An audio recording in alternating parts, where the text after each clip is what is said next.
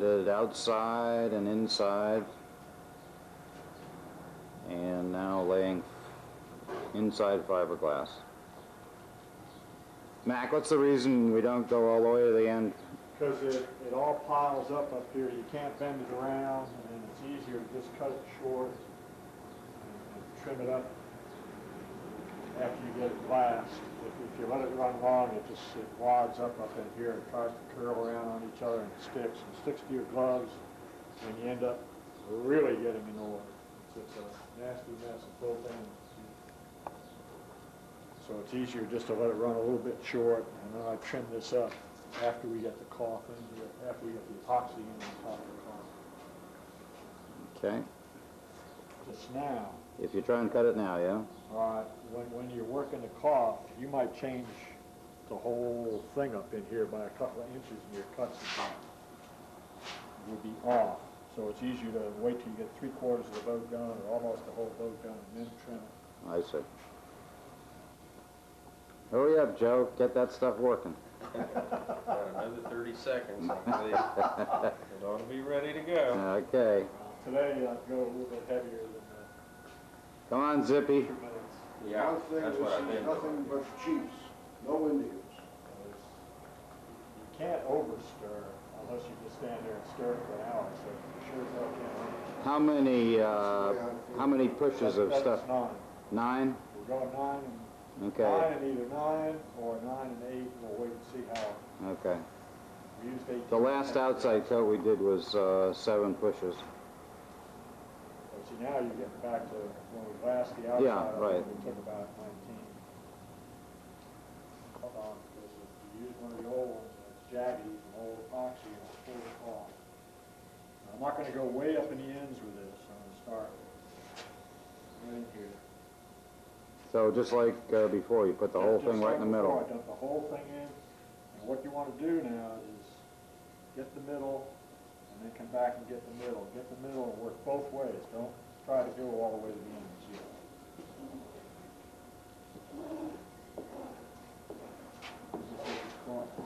Can sit up there and drain out.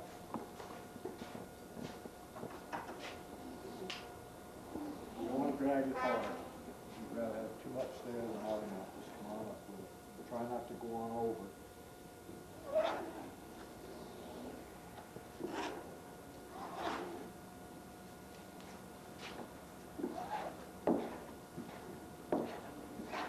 Right up to the top? Yeah, I go over it.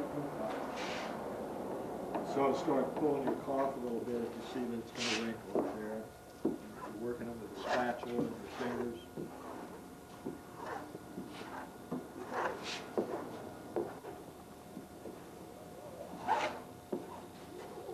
It's the same with epoxy. If you sand the cloth, you're going too deep, unless you're doing a repair.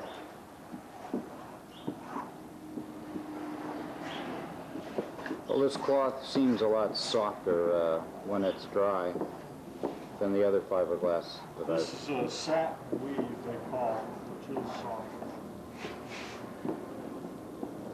I've got some of the other kind over there. They sent me some by mistake some time ago, and it's really stiff and hard to work with. It's nasty. This stuff here is good. One thing to remember is that you're not trying to see how thick you can get this layer on. It isn't like you're trying to build up anything now. If you have it real thick down here at the bottom, Right. if you just pour it in there and leave it there, the cloth will float. And if it floats, you're adding a lot of weight. Not adding any strength, you're adding weight. We just, yeah, got a nice big hard glop in the middle. Yeah, but you're the cloth is supposed to be, you know, in there, not laying on top of the epoxy. So I try to keep this coat pretty well squeegeed out. So you basically got it cemented with the first 9 squirts and got it pretty well set up, and going to finish it off with 8 more for a total of 17. And on the outside, you figured we did the very first coat, we did 19. It was 18 sticks in my head. Yeah, I think 2 9s. It was 18, 2 9s.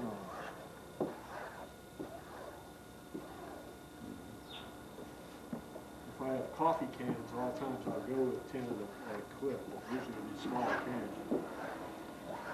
Mark, how much?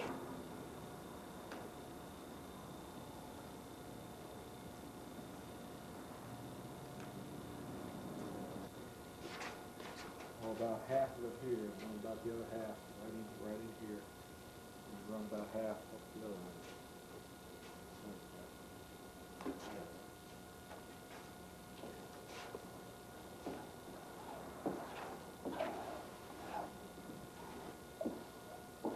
You can see what would happen now if you tried to wet all this cloth out and jam it back up in there. You'd end up with air bubbles and just a really nasty mess. Right. What I try to do is see where my halfway point is going to run and then cut a V out of this. Oh, okay.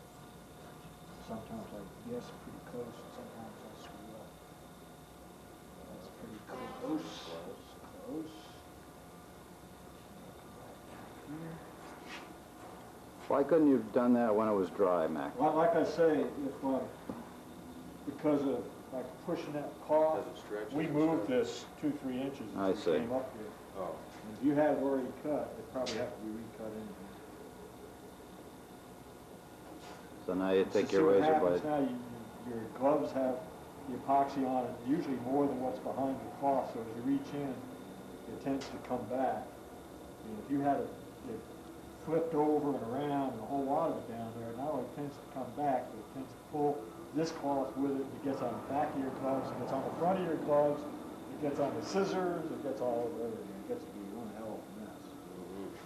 So I try to avoid that.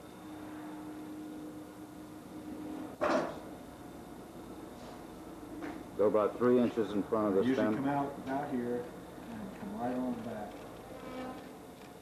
straight on back. Right on up the center of the kiss. Right. All the way, if you can, without getting it all. See, my arms are bare right now. I probably, well, most of it's on the ground. Shit, you don't want it on you. Unless I'll work this down in here. And we need to get a little epoxy here at the top here.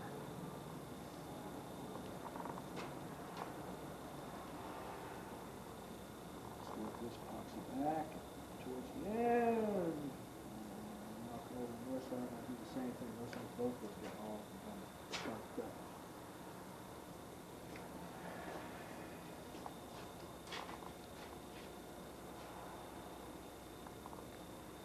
Looking good.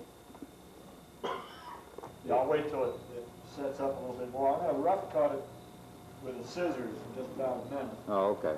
What happens is, with the weight of that cloth, you'll end up getting an air bubble all the way around this top edge if you don't trim it to where it's about 1 inch long and stands straight up. It fights a bend like this, and it'll tend to make a little air bubble right on the inside of it. And there's no sense in that, so I usually cut it. Get rid of any of the excess cloth. Now I know what I need. You know, I can't cut it too short because I've got all this over. Could be an Zippy, zipping along, doing his thing. Glass on the inside of his canoe. He's done it in about half the time that the rest of the class. Mac has learned a few new techniques.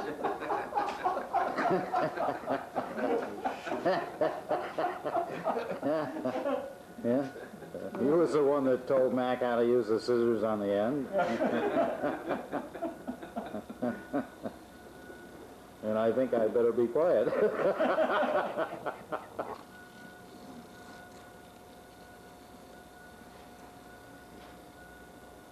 How come no one else's boat was so untidy? They all did.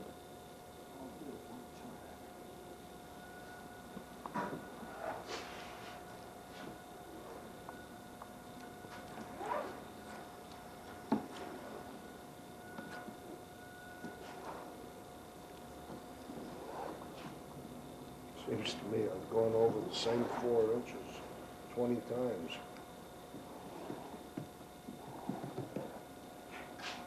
don't know. I don't.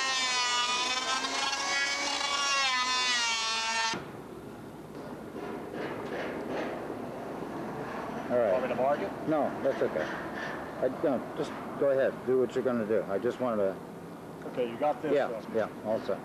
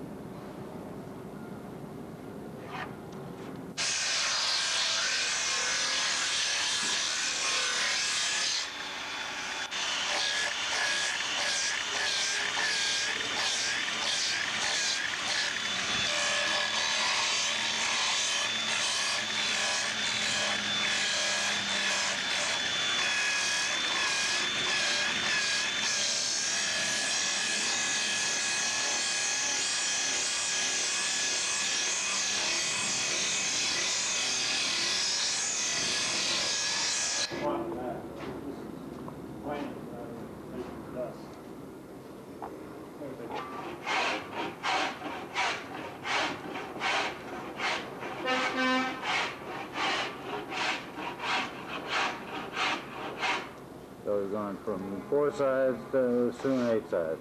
Right.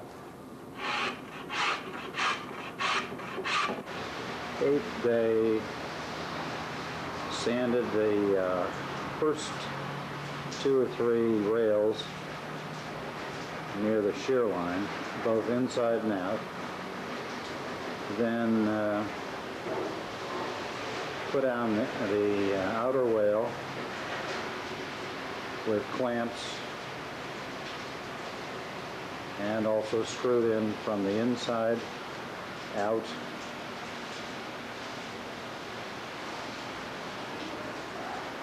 The outer rail screwed in, clamped it,